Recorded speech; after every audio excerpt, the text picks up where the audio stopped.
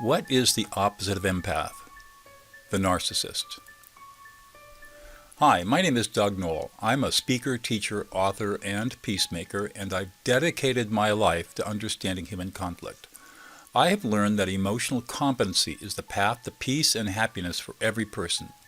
And I developed a new website, empath.help, to provide resources for highly sensitive empaths. And it's a place for the non-empathic to be trained in empathic skills. In a few minutes, I'm going to explain why narcissists and empaths have a fatal attraction. But first, let's look at some basic facts. The opposite of empath is narcissist. The term narcissist originates in an ancient Greek myth. Narcissus, the son of the river god Cephissus, and the naiad or nymph Lairope, told him that he would live to an old age if he never looked at himself. He had gained many female admirers, entranced by his beauty, but he rejected them all. One of them, Echo, devastated by his rejection, withdrew from the world. All that was left of her was a whisper, heard by the goddess Nemesis. Nemesis punished Narcissus by making him fall in love with his own reflection. He stared at his image in a pool of water, not drinking water or eating until he died. And a narcissus flowered in his absence. The lesson taught by this Greek myth is that true beauty only emerges when obsessive and excessive self-love dies. So what is an overt, maladaptive narcissist? Overt means that the personality characteristics of narcissism are easy to see. Maladaptive means that the narcissistic behaviors do not serve the greater good of the narcissist. And of course, narcissist describes a person who loves himself. We are all narcissistic. Our health depends on loving ourselves. Healthy narcissism is adaptive in that we're able to move through challenges without being emotionally injured. But narcissism becomes maladaptive as a response to repeated emotional abuse, including neglect, verbal abuse, and emotional invalidation. It is the opposite of empath. Imagine a child whose parents expected him to be perfect at all times, who learned that his emotional needs could only be met if he achieved greatness, whose parents themselves built their self-worth on his achievements, implying that he was forbidden to embarrass them with anything other than perfect performance in grades, sports, and social gatherings. He was not loved. He was not held in the arms of parents who made him feel completely safe. He was not shown empathy for others. Instead, whenever he sought love, he experienced rejection.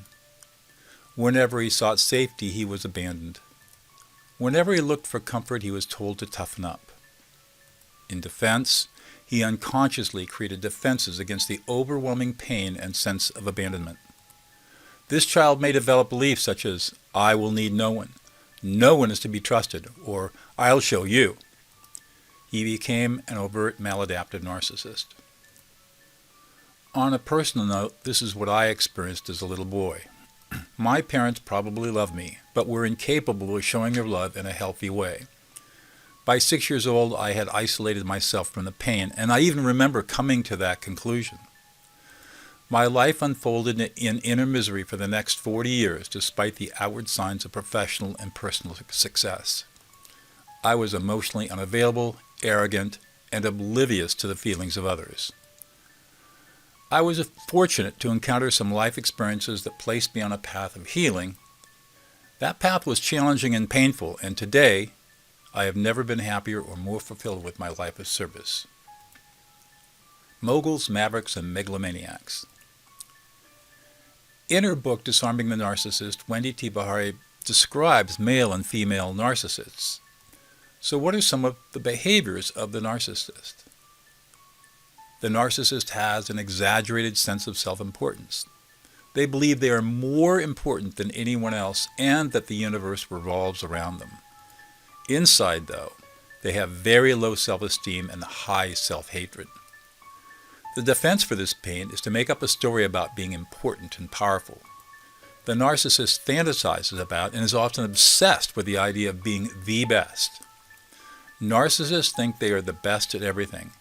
No one can be better than them. They have to win at any cost, and losing is extremely painful. On the inside, they are still playing for parental love, which they will never receive. The only way they know how to feel good about themselves is by being the best. And since that is impossible, they make up a story that soothes their inner loss and isolation. They believe that they are unique and special. Narcissists see themselves as unique and special people. No one can compare to them. They bristle at comparisons to others who have similar or better achievements.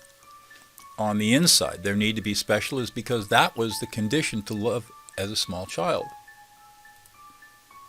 Narcissists also have an arrogant attitude. All of the attitudes and behaviors I've listed so far combine in a haughty air of superiority, and this is arrogance. It is insolent pride. Usually arrogance is offensive and insulting to everybody around. Narcissists also require excessive admiration. As a child, the narcissist only received love through admiration of achievement. The narcissist craves admiration only because it is the only link to love he knows. Of course, the narcissist has no awareness of the link between admiration and the unmet need of love and emotional safety. What shines through is simply the toxic manifestation of the need for love. Lack of empathy makes the narcissist the opposite of the empath. The narcissist never learned how to read or understand the emotions of others. Because the narcissist spends so much energy protecting a fragile, fractured ego, there is no space for empathy. There's only space for me.